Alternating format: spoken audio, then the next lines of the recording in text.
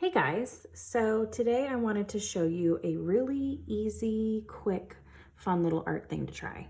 So what I'm about to show you is bubble printing, as you can see from my title. So with bubble printing, you are using food coloring and bubbles that you blow from just like dish soap to print on a piece of paper. And when I say print, that means you're basically stamping the bubbles on the piece of paper. So before we get started, I just want to make a disclaimer that this project can get just a little bit messy. So if you're going to try this out, I would ask mom or dad or grandma or grandpa or whoever you are with, just to make sure that number one, you have the materials that you need, and number two, that you are allowed to do this. So like I said, it's really simple, really easy. All you need is some water. You need dish soap in the water. It's about 50-50, so half water, half dish soap in here, a little container. You need food coloring. You can also try this with paint. It depends on how thick your paint is, but if you want to give it a shot with paint, you can do that. I'm gonna use food coloring. And then you need a straw and you need paper. So that's all you need to get started. So I'm gonna go ahead, and in here I have about a tablespoon of water and a tablespoon of just some Dawn dish soap. And I'm gonna use my straw and I'm gonna mix this up.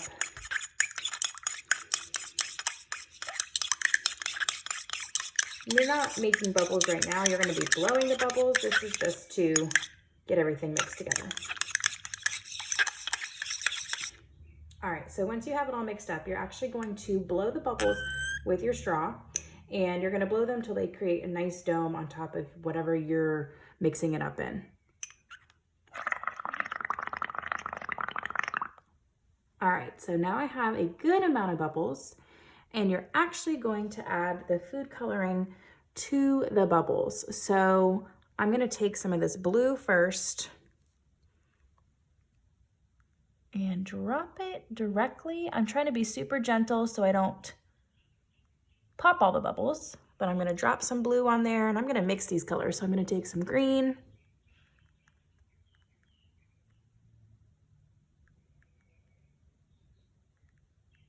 all right, so some of the bubbles popped, but I still have a good amount. Like I said, this is messy. It did get on my fingers a little bit, but that's okay. Then you're gonna take your piece of paper and you're going to press your piece of paper onto the bubbles and then pick it up. See how it started to stamp some? So I'm gonna go back in and blow some more.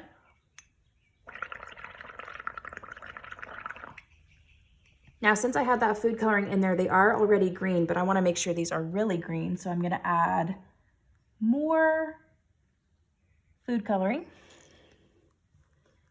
And I'm gonna go back in, same side, flip it over and stamp down, lift it up. Oh, there's a good one. Some of the bubbles are going to stick to your paper. Those will just pop eventually and disappear. So this is just a little bit of bubbles. There's a lot of bubbles.